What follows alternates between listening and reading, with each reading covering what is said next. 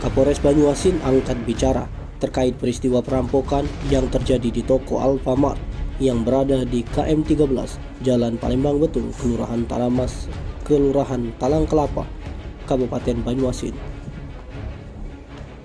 Kapolres Banyuasin AKBP Imam Syafi'i menjelaskan pihaknya kini masih menunggu hasil keterangan saksi yang telah membuat laporan di Mapolsek Talang Kelapa.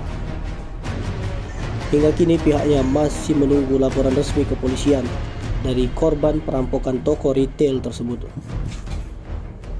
Dari hasil olah TKP, AKBP Imam Syafi'i menduga kerugian yang dialami korban berkisar 18 juta rupiah.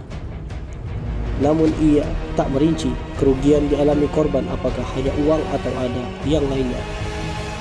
Menyikapi peristiwa perampokan tersebut, pihaknya memastikan akan membentuk tim gabungan antara Satreskrim Polres Banyuasin dan Opsnal Polsek Talang Kelapa.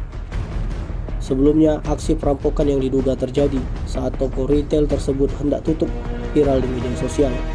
Dalam rekaman CCTV yang telah viral tersebut, terlihat masih ada karyawan yang berada di dalam meja kasir. Diduga ada dua pelaku perampokan bersajam dengan menggunakan jaket dan menutupi kepalanya menggunakan helm masuk melalui pintu depan. Seketika saat telah berada di dalam, salah satu pelaku langsung menodongkan senjata tajam ke arah karyawan pria yang ada di dekat meja kasir. Satu pelaku yang menodongkan senjata tajam tersebut membawa karyawan masuk ke ruang lainnya, sementara satu korban lainnya yang terlihat berjalan pincang keluar masuk ke dalam toko. Pada slide rekaman selanjutnya, terlihat karyawan tersebut dipaksa untuk menunjukkan lokasi berangkas uang dari toko tersebut. Satu karyawan wanita yang juga ditodong dengan senjata tajam ketakutan membuka perlahan berangkas tersebut. Selanjutnya pelaku dengan leluasa mengambil seluruh isi yang ada di dalam berangkas yang diduga berisi uang.